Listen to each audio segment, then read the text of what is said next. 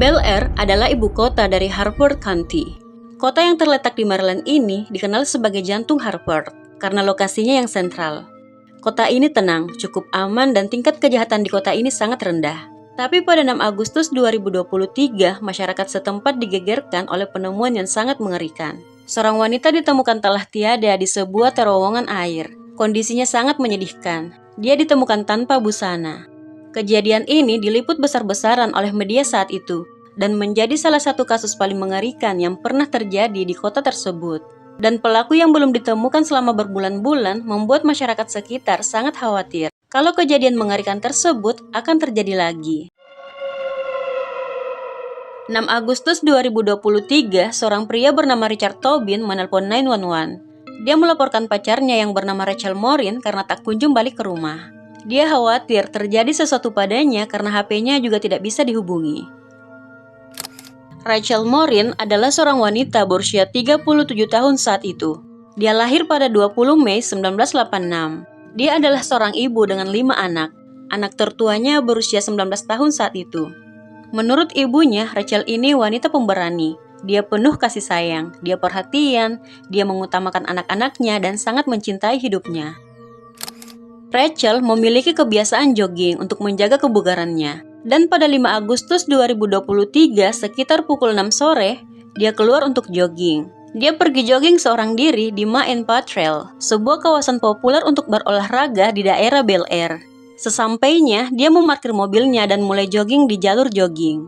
Saat itu, dia mengenakan pakaian atasan berwarna hitam atau biru, celana pendek hitam, dan sepatu kets berwarna abu-abu. Tapi hal yang tidak diharapkan terjadi. Rachel tak kunjung kembali ke rumah. HP-nya juga tidak bisa dihubungi. Menurut Richard, Rachel berhenti menanggapi pesannya sekitar pukul 7 malam. Di saat pesannya sudah tidak bisa terkirim, dia menelpon Rachel, tapi panggilannya tidak bisa nyambung. Kemudian, Richard pergi mencari Rachel di jalan setapak dan di restoran-restoran sekitar, namun tidak berhasil menemukannya. Setelah itu, dia ke rumah Rachel dan mendapati anak Rachel sedang panik, karena sang ibu juga berhenti membalas pesannya sekitar jam 7 malam. Karena semakin khawatir, jadi mereka menelpon 911 sekitar pukul 11:20 malam untuk melaporkan hilangnya Rachel. Berbicara tentang hubungan Richard dan Rachel, mereka ini adalah pasangan baru. Mereka baru mempublikasikan hubungan mereka di sosmed 4 hari yang lalu, sebelum Rachel menghilang. Mengetahui hilangnya Rachel, ya fokus orang-orang pasti langsung tertuju pada Richard. Karena dia memiliki catatan kriminal sebelumnya, dia pernah melakukan beberapa tindak kriminal. Untuk menepis rumor yang beredar, Richard memposting di sosmed. Dan dia menegaskan bahwa bukan dia yang menyebabkan Rachel hilang. Meskipun dulunya dia pernah melakukan tindak kriminal, tapi sudah 15 bulanan dia bersih dan dia telah berubah. Dia cinta pada Rachel dan tidak akan pernah melakukan apapun padanya. Polisi memulai pencarian terhadap Rachel Morin. Banyak masyarakat setempat menjadi relawan untuk membantu mencari Rachel di kawasan jogging tersebut. Mobil Rachel saat itu terlihat masih terparkir di pintu masuk jalan setapak. Dan setelah dilakukan pencarian selama hampir 1 hari, akhirnya ada telepon masuk ke 911 pada tanggal 6 Agustus sekitar pukul 1:07 siang. Penelpon saat itu adalah seorang relawan yang juga ikut mencari Rachel. Dengan panik, dia mengatakan pada operator bahwa dia menemukan tubuh wanita yang sudah tidak bernyawa di terowongan. Awalnya, dia melihat batu yang ada darahnya. Lalu dia mencoba berjalan mengikuti jejak darah tersebut. Dan akhirnya dia sampai di terowongan air dan menemukan tubuh tersebut. Saat itu, dia tidak bisa mengenali wajahnya karena sudah rusak parah. Dan jarak tubuhnya ditemukan itu sekitar 150 kaki atau 45 meter dari jalur utama. Polisi kemudian segera menuju ke lokasi. Dan tubuh yang ditemukan tersebut nantinya akan dikonfirmasi sebagai Rachel Morin. Hasil otopsi Rachel mengungkapkan bahwa dia mengalami kekerasan fisik yang sangat brutal. Bahkan seorang ahli patologi forensik mengatakan bahwa dia sudah melakukan lebih dari 9.000 otopsi, tapi kasus ini yang paling menonjol karena banyaknya luka yang diderita korban. Saat ditemukan, tubuh Rachel dalam kondisi tanpa busana dan bersimbah darah. Rachel babak belur, sekujur tubuhnya terdapat banyak luka. Di bagian wajah dan kepalanya rusak parah. Sepertinya dia telah dihantam dengan benda yang keras semacam batu berkali-kali. Dan dia juga telah dilecehkan. Ditemukan juga luka pertahanan di tangannya, dan ada tanda telah terjadi pencekikan padanya. Penyidik mengatakan bahwa Rachel kemungkinan dihantam di wajah sampai dia hampir tidak sadarkan diri, dan saat itulah dia dilecehkan.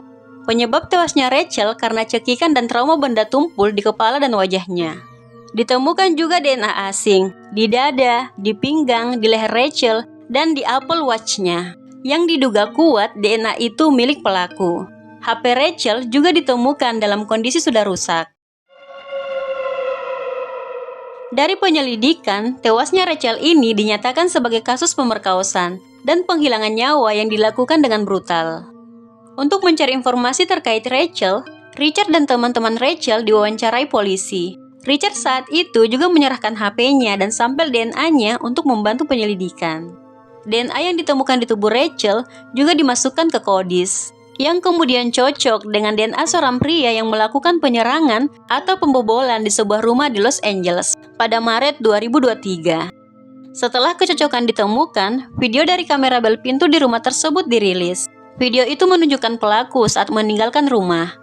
Polisi berharap dengan dirilisnya video itu, ada orang yang bisa mengenalinya, karena saat itu keberadaannya masih tidak diketahui. Detektif menggambarkan pria itu sebagai pria Hispanik dengan usia sekitar 20-30-an. Sketsanya juga dibuat dan disebar saat itu. Selama berbulan-bulan, pelaku belum juga diketahui identitasnya. Hingga pada 20 Mei 2024, tepat di hari ulang tahun Rachel, penyidik menemukan petunjuk tentang pelaku melalui metode silsilah genetik investigatif, yaitu uji DNA untuk melacak anggota keluarga, untuk mengidentifikasi individu yang tidak diketahui. Dan singkat cerita, polisi berhasil menemukan identitas pelaku melalui kerabatnya yang saat itu memberikan pakaian dan sepatu terduga pelaku untuk dicek, di mana DNA yang terkandung pada barang-barang tersebut cocok dengan DNA yang ditemukan di tubuh Rachel. Dan pelaku adalah Victor Antonio Martinez Hernandez, pria asal El Salvador yang lahir pada 19 September 2000. Dia masuk ke Amerika secara ilegal pada Februari 2023 setelah dituduh melakukan penghilangan nyawa terhadap gadis muda di El Salvador. Dan pada Maret 2023, Martinez melakukan penyerangan di LA, di mana dia menyerang seorang ibu dan anaknya di rumah. Lalu dia ke Maryland saat usianya 22 tahun dan mengakhiri Rachel pada bulan Agustus 2023. Setelah 10 bulan dilakukan perburuan terhadapnya, akhirnya pelaku ditahan pada 14 Juni 2024 di sebuah bar di Tulsa, Oklahoma. Dan dia diekstradisi ke Maryland pada 18 Juni 2024. Saat interogasi, Martinez tidak mengakui penghilangan nyawa tersebut.